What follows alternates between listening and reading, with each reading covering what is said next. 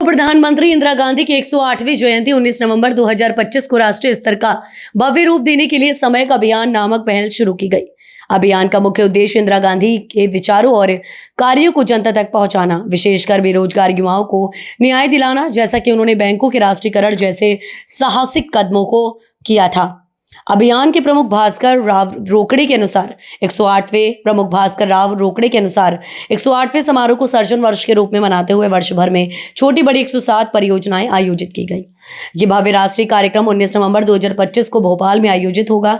अभियान का विस्तार मध्य प्रदेश, छत्तीसगढ़ और राजस्थान में है और 6 जनवरी 2026 से इंदिरा ज्योति यात्रा शुरू होगी, जो घर घर तक उनके संदेश को पहुंचाएगी। हम 19 नवंबर को भोपाल में मुक्ताकाश मंच में इंदिरा जी की 108वीं जयंती का जो समारोह आयोजित होने जा रहा है, उसके संबंध में आप लोगों के समक्ष मुखातिब हुए हैं। हमने सम्यक अभियान की शुरुआत 2 मई 2022 को की थी।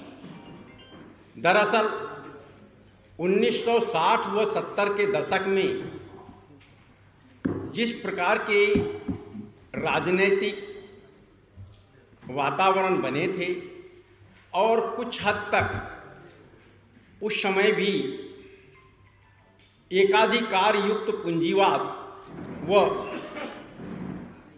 पूर्व राजा महाराजाओं का एक प्रकार से वर्चस्व सामने आने लगा था और इंदिरा जी ने किस तरह से उस सारी व्यवस्था में परिवर्तन करते हुए इस देश में समानता मूलक शासन व्यवस्था स्थापित की थी, उन बिंदुओं का बारीकी से अध्ययन करने के बाद वर्तमान दौर में उत्पन्न हालातों को देखते हुए उन हालातों के साथ में क्या इसका संबंध हो सकता है, क्या उस तरह से परिवर्तन हो सकता है, इस पर चिंतन के पश्चात सम्यक अभियान उस समय 7 मुद्दों को लेकर के शुरू किया गया था। बाद में 2 अत्यंत महत्वपूर्ण मुद्दे उसमें जोड़े गए और अब 9 मुद्दों को लेकर मध्य प्रदेश, छत्तीसगढ़ और राजस्थान में संचालित है।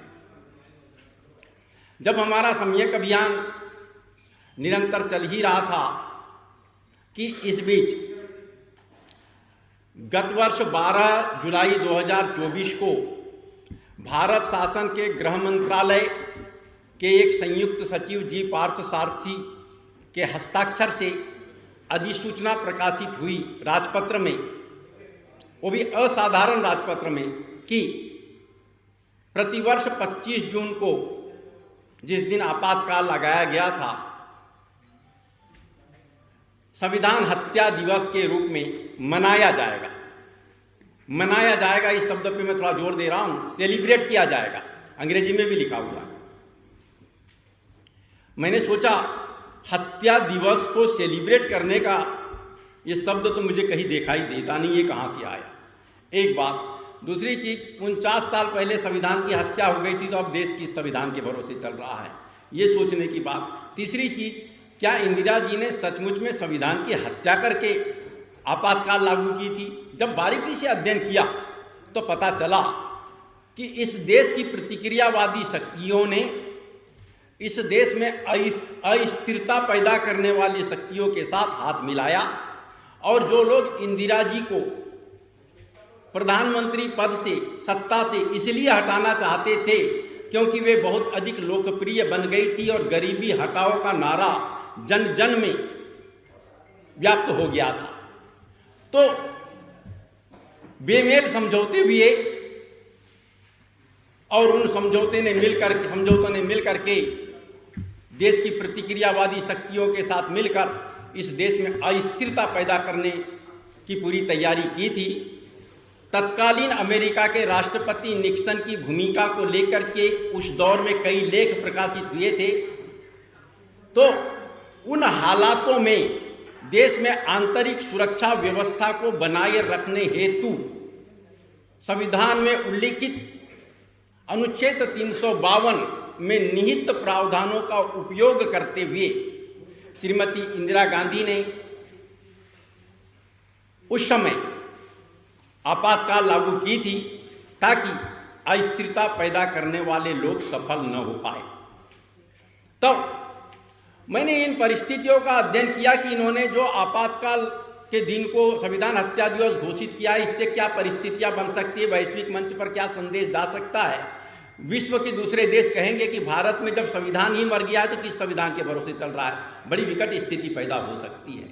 तो हमने 25 जुलाई 2024 को दिल्ली में प्रेस क्लब ऑफ इंडिया में इस संबंध में प्रेस वार्ता आयोजित किया और हम आपको बताना चाहते हैं कि हमारे पत्रकार बंधु जितनी संख्या में वहाँ मौजूद थे, उनसे ज़्यादा पुलिस और अन्य विभागों के लोग मौजूद थे जो ये चाहते थे कि ये प्रेस वार्ता ही न हो। हमने कहा ठीक है, हमें अपनी बात रखने दीजिए, उसके बाद चाहे तो आप हमें गिरफ्तार भी कर सकते हैं। लेकिन हमने पूरी बात रखी। उसके बाद भी पुलिस वाले भी, उन्होंने भी माना कि नहीं, आपने तर्कसंगत बात रखी है, इस पर कोई कार्रवाई हमारे ओर से नहीं की जा सकती। उसके पश्चात हमने मुंबई, भोपाल, नागपुर, जयपुर, लखनऊ में प्रेस कॉन्फ्रेंस किया। ऐसे कहीं कोई स्थान नहीं है जहाँ पर कि बीजेपी के लोगों ने आके हमसे तरह तरह के सवाल करना शुरू न किए हों। लेकिन हमने उनसे कहा कि आप मीडिया के सामने आइए, मीडिया के सामने बात रखिए कि हमने जो बात रखी है वो गलत है। तो हमारे लिए प्रसन्नता का विषय है कि बीजेपी का कोई भी नेता मेरे द्वारा दिए गए तर्कों पर मीडिया के सामने नहीं आ पाया। अब उसके बाद हमने देखा कि माहौल पूरे देश का एक तरफा विपरीत दिशा में जा रहा है। इंदिरा जी के बारे में तरह तरह की बातें की जा रही है जिसका कोई महत्व नहीं है, गलत बातें की जा रही थी। और मैं आपको बताना चाहता हूँ, बचपन से ही मैं इंदिरा जी की कार्य पद्धति और क्रांतिकारी निर्णयों से बहुत अधिक प्रभावित रहा हूँ। मैं स्वयं को इंदिरावादी कहता रहा हूँ और इंदिरा जी को मैं शक्ति स्वरूपा माता के रूप में मानता हूँ। इसलिए भी कि सन 1971 में जब भारत पाक युद्ध के पश्चात पाक 2 टुकड़ों में बटा था, तो तत्कालीन आरएसएस के सरसंघचालक गुरु गोलवलकर जी ने अटल जी के समक्ष कहा था, अटल जी एक संदेश लेके गए थे इंदिरा जी का उनके पास, तो उनके समक्ष कहा था इंदिरा जी से बात करते हुए हॉटलाइन फोन से कि तुम तो इंदिरा की अवतार हो, ये दुर्गा की अवतार हो और तुम ही इतना बड़ा निर्णय ले सकती हो। तो उस बात को बाद में अटल जी मीडिया से सामने होते हुए उन्होंने भी कहा कि इंदिरा जी दुर्गा की अवतार है। और पूरे देश में 70 के दशक में, आज भी पुराने लोग हों जिनसे आप पूछ सकते हैं, 70 के दशक में एक वातावरण बन गया था कि सचमुच इंदिरा जी शक्ति स्वरूपा दुर्गा की अवतार है। और मेरे मन में तो ये बात बैठी हुई है। मेरे से जितनी भी चर्चा करे तो मैं हर सवाल का जवाब यही दूंगा कि इंदिरा जी शक्ति स्वरूपा माता के रूप में मैं मानता हूँ। जो कोई मानते हैं नहीं मानते उनका विषय, मैं मानता हूँ, इसे मैं प्रमाणित भी कर सकता हूँ क्योंकि मैंने आदर्श दर्शन भी संचालित किया है। हमारे भारतीय दर्शन में आदर्श को ईश्वर और परमादर्श को परमेश्वर का स्वरूप माना जाता है।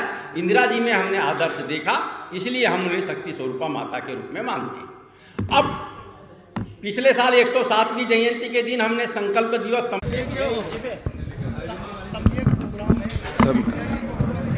सम्यक अभियान, जैसा भी रोकड़े जी ने बताया, जो इंदिरा गांधी जी की नीतियाँ रही हैं, उन नीतियों को सम्यक अभियान के माध्यम से जो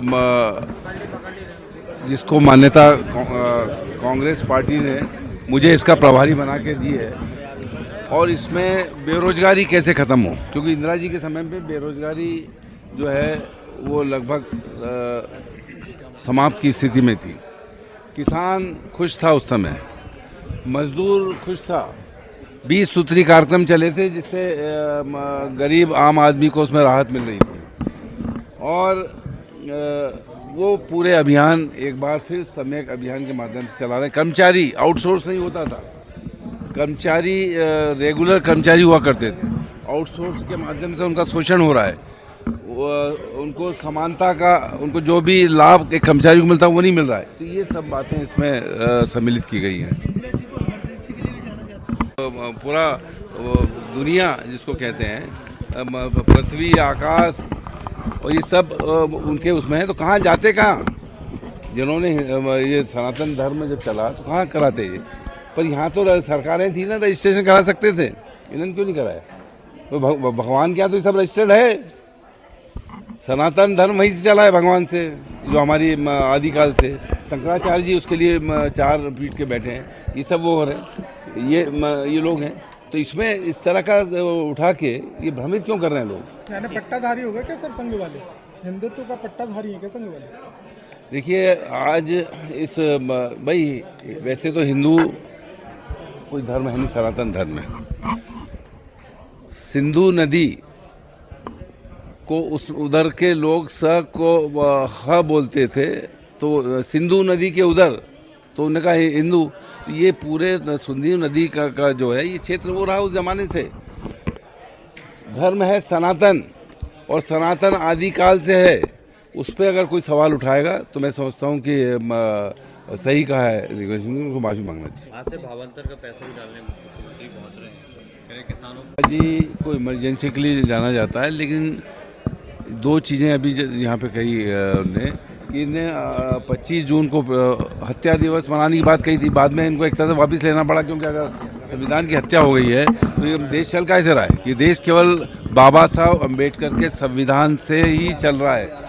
और जैसा मैंने कहा कि 77 में इमरजेंसी के खिलाफ लोगों ने वोट दिया, लेकिन इमरजेंसी हटाई भी श्रीमती इंदिरा गांधी नहीं थी, और 80 में इंदिरा गांधी के पक्ष में देके उन्होंने बता दिया कि उस समय जो जनता को राहत थी उसके पक्ष में मैं समझता हूँ कि आम जनता ने वोट किया था 80 में, और उसको उनको फिर से प्रधानमंत्री थम्बिंग मेजॉरिटी से बनाया। हो गया।